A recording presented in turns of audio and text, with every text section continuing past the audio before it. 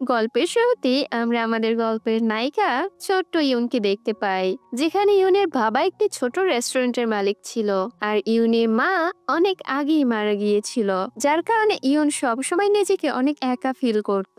ঠিক এমনই একদিন হঠাৎ করে ইউন নিজের বাবার কাছে এসে বলে, বাবা, আমার একটা ছোট ভাই চাই। যেটা শুনে ইউনের বাবা তখন কনফিউজড হয়ে যায়, কারণ এখন উনি ইউনের জন্য কোথা থেকে ভাই এনে দেবে। ঠিক তখন প্রতিবেশী এক দাদি সেখানে এসে বলে, তোমাদের পাশের অ্যাপার্টমেন্টে এক নতুন পরিবার শিফট হতে চলেছে, হয়তো তুমি ওই পরিবারই তোমার জন্য কোনো ভাই পেয়ে যাবে। এই কথা শুনে তখন ইউন তো অনেক খুশি হয়ে যায়।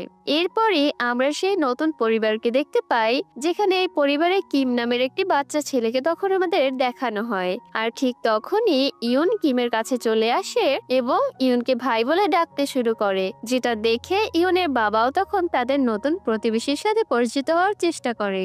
তবে এখানে কিমের মা অনেক রুড ভাবে তার সাথে কথা বলে। এরপর রাতের বেলা আমরা কিমের বাবা মাকে দেখতে পাই, যারা কিনা তখন একে অপরের সাথে ঝগড়া করে যাচ্ছিল।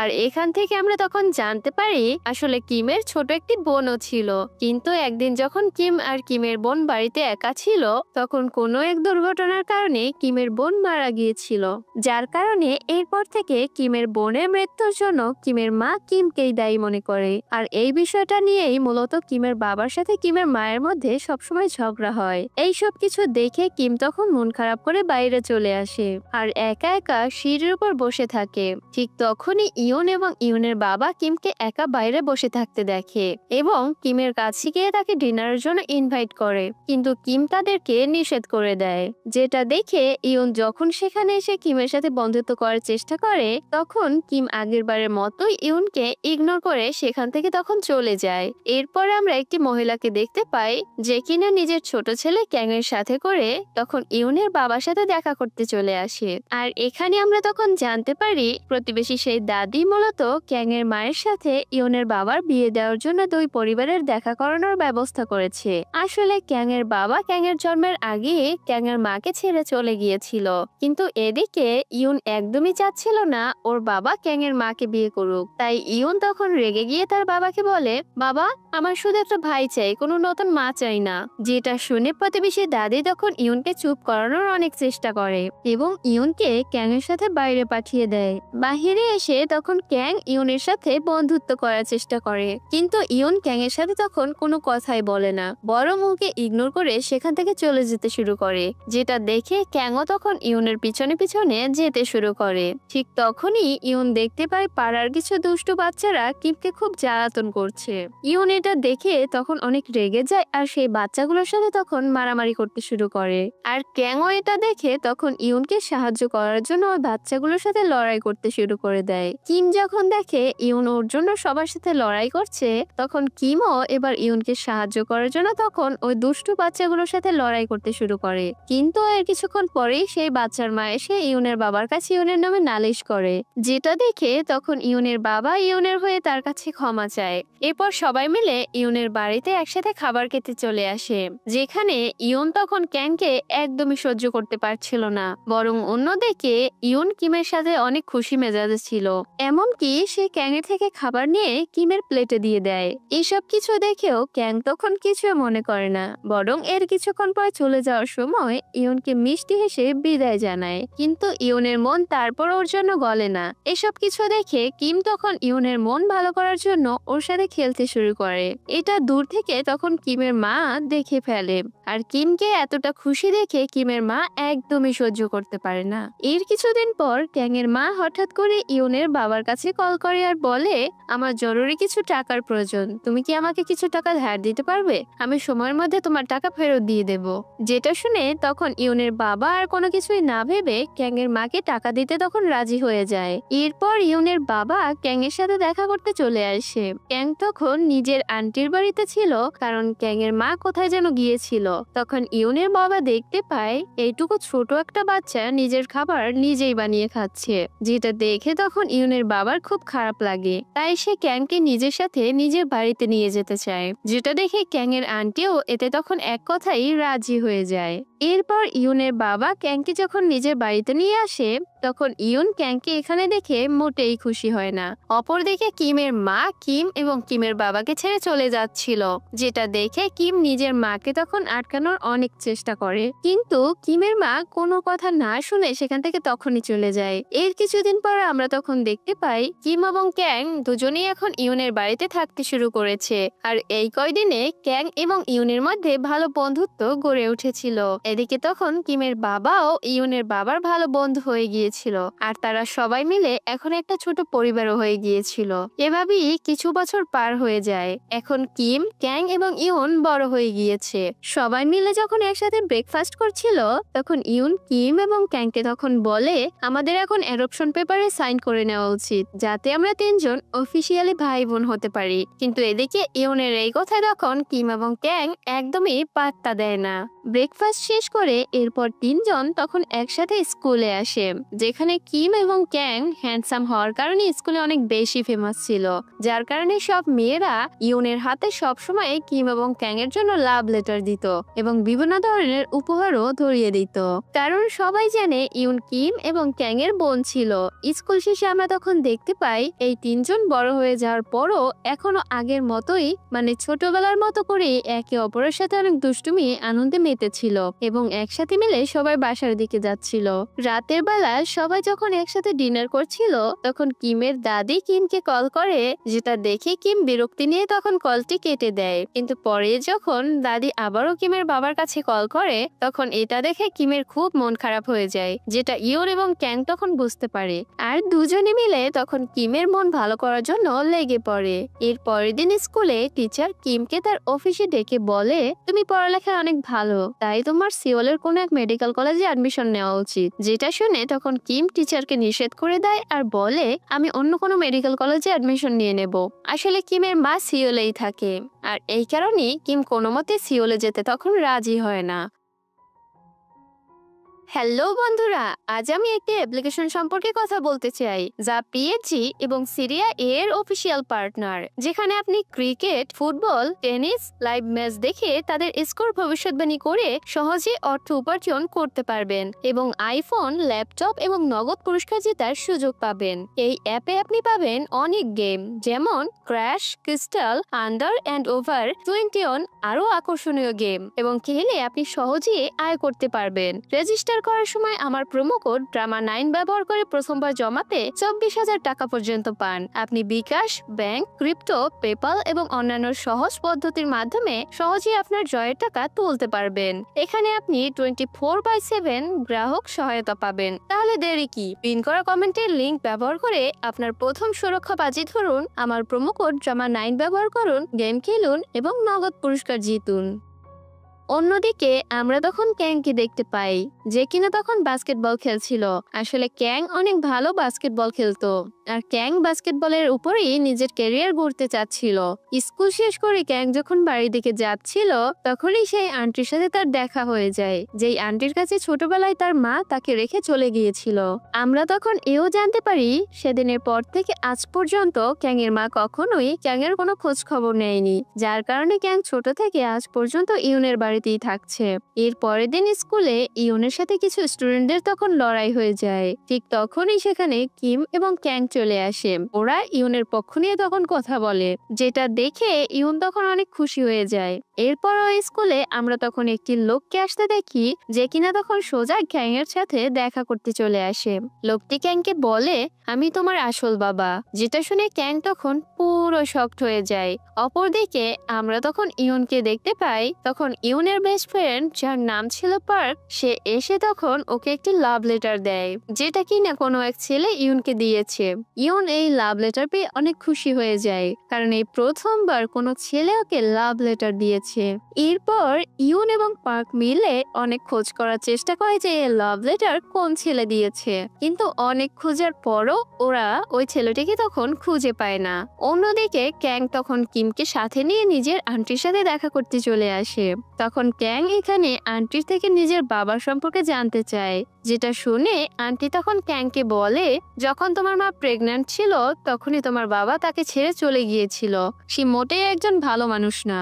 এটা জানতে পেরে ক্যাং এর মন তখন অনেক খারাপ হয়ে যায়। কিম তখন ওকে সান্ত্বনা দেওয়ার অনেক চেষ্টা করে। তখন ক্যাং কিমকে বলে, এই বিষয়ে ইউন আর ইউনের বাবাকে জানানোর একদম প্রয়োজন নেই, কারণ আমি চাই না আমার জন্য তার শুধু শুধু চিন্তা করুক। আর কিমও এ কথায় তখন রাজি হয়ে যায় এবং দুজনে কাউকে কিছু না জানিয়ে বরং ক্যাং এর বাবার সাথে তখন দেখা করতে যায়। ক্যাং এর বাবা তখন বলে, তোমার মাকে ছেড়ে যাওয়ার পর আমি একজন বড়লোক মহিলাকে বিয়ে করেছিলাম, তবে অনেক চেষ্টা করার পরেও আমাদের আর কোনো সন্তান হয়নি, যার কারণে তোমার সৎ মায়ের যে এত এত সম্পত্তি আছে সে সবকিছুই তার রিলেটিভদের ভাগে চলে যাবে। তাই আমি তোমাকে নিতে এসেছি যাতে সম্পত্তিগুলো তোমার নামে হয়ে যায়। এইসব শুনে ক্যাং তখন বুঝে যায় ওর বাবা শুধু সম্পত্তি পাওয়ার লোভে ওর কাছে ফিরে এসেছে, যার কারণে ক্যাং অনেক রেগে যায় এবং নিজের বাবাকে অনেক কথা শুনিয়ে সেখান থেকে চলে আসে। অপরদিকে আমরা তখন কিমের মাকে দেখতে পাই যে কিনা দ্বিতীয় বিয়ে করে নিয়েছে এবং এখন এই সংসারে তার একটা ছোট মেয়েও আছে যার নাম সিহু। এরপর আমরা ইউনকে দেখতে পাই যে সে লাভ লেটারের বিষয়ে তখন কিমকে জানিয়ে দিয়েছিল, কিন্তু কিম এটা শুনে তখন অনেক জেলাস ফিল করে, কারণ কিম মনে মনে ইউনকে পছন্দ করতে শুরু করেছিল। এরপরের দিন ওরা সবাই মিলে যখন স্কুলে যাচ্ছিল তখন পার্ক এসে ইউনকে বলে, বান্ধবী যে ছেলে তোমাকে লাভ লেটার দিয়েছিল তাকে আমি খুঁজে পেয়ে গেছি। যেটা শুনে ইউন আর দেরি না করে তখন সেই ছেলেটির সাথে দেখা করতে চলে আসে। এদিকে ওই ছেলেটির নাম ছিল লি। লি ইউনকে তখন বলে, আমরা কি একসাথে ডেটে যেতে পারি? যেটা শুনে ইউন তখন খুশি হয়ে বলে, হ্যাঁ আমরা যেতে পারি। দূর থেকে ক্যাং এবং পার্ক এসব দেখে খুব খুশি হয়ে যায়, কিন্তু এদিকে কিম এসব দেখে অনেক বেশি জেলাস ফিল করছিল। এরপর ইউন লি এর সাথে ডেটে চলে আসে, কিন্তু এ সময় লি ভুল করে ইউনের সামনে ইউনের পরিবার তুলে কথা বলে ফেলে, যেটা ইউনের একদমই তখন ভালো লাগে না। তাই ইউন রাগ করে তখন সেখান থেকে চলে যায়। কিন্তু পরের দিনই স্কুলে এসে লি ইউনের কাছে চলে আসে এবং ইউনের কাছে তখন কালকের বিষয়টা নিয়ে ক্ষমা চায়। এতে ইউনও তখন লিকে ক্ষমা করে দেয়। এরপর ইউন যখন কিমের সাথে স্কুল থেকে বাড়ি ফিরছিল তখন কিমের মা সেখানে চলে আসে। কিম নিজের মাকে এতদিন পর দেখে তখন অবাক হয়ে যায়। তখন কিমের মা কিমকে একটা ছোট রেস্টুরেন্টে নিয়ে আসে তার সাথে কথা বলার জন্য। তখন কিম বলে, এই 10 বছরে আপনি একবার আমার খোঁজ নেননি, তাহলে আজ এমন কি হলো যে দেখা করতে চলে এলেন? যেটা শুনে কিমের মা তখন বলে, আমি একটি কাজের জন্য ফ্যামিলি সহ এই শহরে এসেছিলাম, তাই ভাবলাম তোমার সাথে একবার না হয় দেখা করেই যাই। বাইরে থেকে ইউন এবং ক্যাং দাঁড়িয়ে তখন এই সবকিছু দেখছিল এবং শুনছিল। এদিকে কিমের মা তখন কিমকে বলে, আমি তোমাকে তোমার স্টেপ সিস্টারের সাথে দেখা করাতে চাই, আর তুমি যদি তার সাথে দেখা করো তাহলে আমি তোমাকে তোমার ছোট বোনের মৃত্যুর জন্য ক্ষমা করে দেব। ঠিক এটা শুনে তখন কিম বুঝতে পারে ওর মা এখনো ওকে ওর ছোট বোনের মৃত্যুর জন্য দায়ী মনে করে, যার কারণে কিম নিজের মায়ের উপর অভিমান করে সেখান থেকে তখন চলে আসে। কিন্তু এদিকে কিম অনেকটা ভেতর থেকে তখন ভেঙে পড়েছিল। এইসব দেখে ইউন তখন কিমের কাছে চলে আসে এবং কিমকে সান্ত্বনা দিয়ে নিজের সাথে একটি রেস্টুরেন্টে নিয়ে যায়, যার কারণে কিমেরও তখন এটাতে তখন একটু হালকা ফিল হয়। অপরদিকে কিমের মা তখন কিমের বাবার সাথে দেখা করতে চলে আসে, কিন্তু এখানে দুজনের মধ্যে কিমকে নিয়ে আবারও তখন ঝগড়া শুরু হয়ে যায়, যার কারণে এরপরে কিমের মা নিজের মেয়েকে সাথে করে আবারও কিমের সাথে দেখা করতে চলে আসে। যেটা দেখে কিম তাকে ইগনোর করার তখন চেষ্টা করে, কিন্তু কিমের স্টেপ সিস্টার সুহি তখন কিমকে ভাইয়া বলে ডাকে, যেটা দেখে এবার কিমও নিজের মায়ের সাথে কথা বলার জন্য তখন রাজি হয়ে যায়। কিমের মা তখন কিমকে বলে, আমি চাই যে তুমি আবারও আমার সাথে এসে থাকো, যতই হোক তুমি তো আমারই ছেলে। এদিকে ক্যান বাইরে থেকে তখন এই সবকিছু দেখছিল। এসব দেখেই তখন ক্যাংয়ের নিজের মায়ের কথা মনে পড়ে যায়। ওদিকে কিম মুখের উপর নিজের মাকে তখন নিষেধ করে দিয়ে ওখান থেকে বেরিয়ে আসে।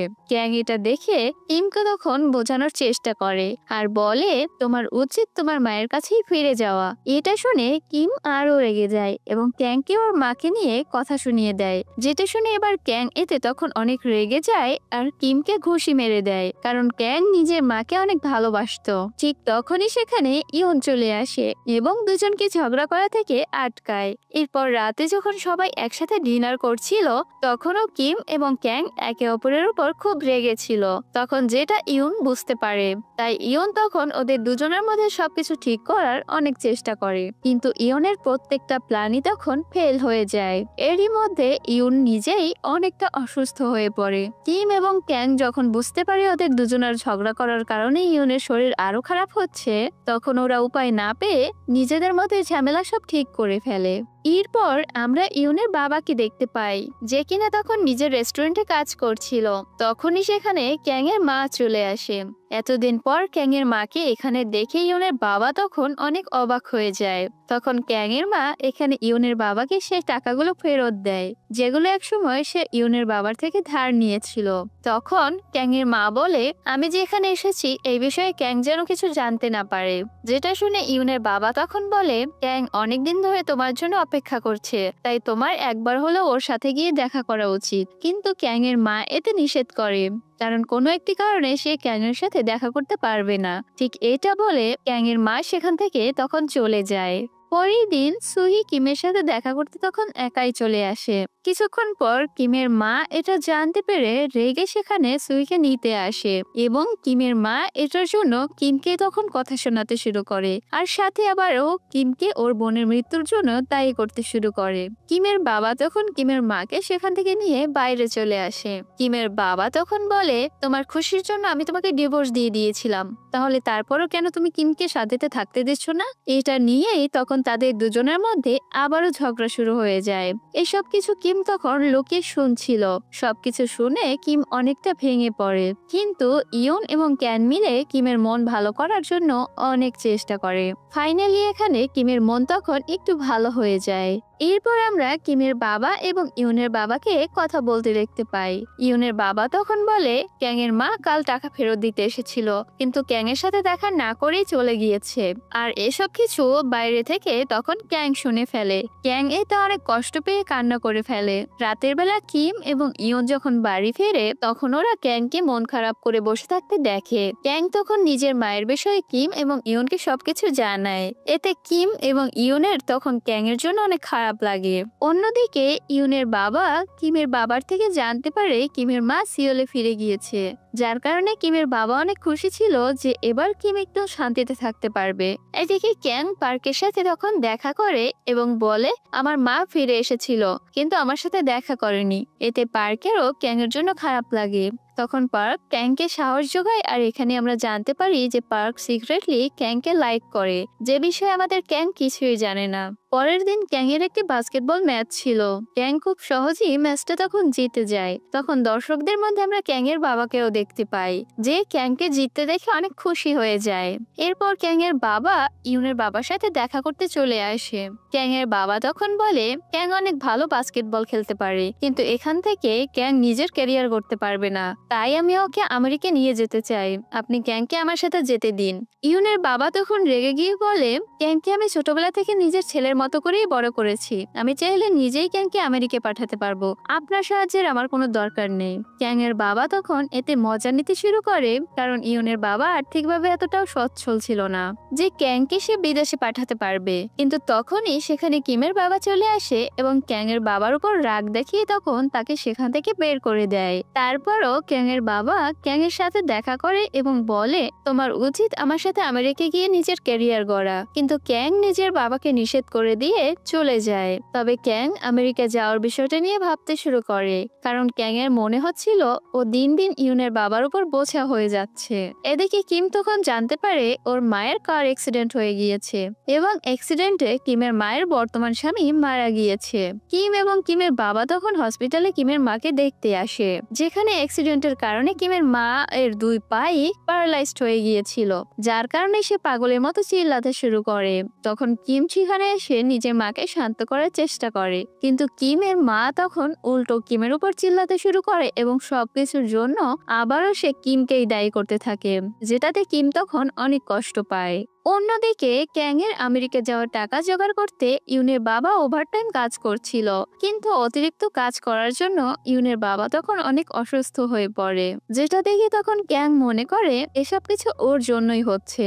এরপর ক্যাং অনেক ভাবার পর তখন ইউনের বাবাকে গিয়ে বলে, আমি ঠিক করেছি আমি বাবার সাথে আমেরিকা চলে যাব, কারণ আমি চাই না আমার জন্য আপনি এতটা কষ্ট করুন। ইউনের বাবা তখন বলে, আমি তোমার আমেরিকা যাওয়ার জন্য যে করেই হোক টাকা জোগাড় করে ফেলবো, তুমি এসব নিয়ে চিন্তা করো না। কিন্তু ক্যাং তখন এতে নিষেধ করে দেয়, কারণ ক্যাং চায় না ইউনের বাবা ওর জন্য এত কষ্ট করুক। ক্যাং তখন ইউনের বাবাকে কথা দেয়, আমি যখন আমেরিকা থেকে ফেরত চলে আসবো তখন আপনার অনেক খেয়াল রাখবো, ঠিক সেভাবে যেভাবে আপনি ছোট থেকে আমার খেয়াল রেখেছেন। আর এখানে এর প্রথম পর্ব শেষ হয়ে যায়। কেমন লাগলো আজকের এই ভিডিও কমেন্টে অবশ্যই জানিও। আর সবাই ভালো থেকো, সুস্থ থেকো, টেক কেয়ার, বাই বাই।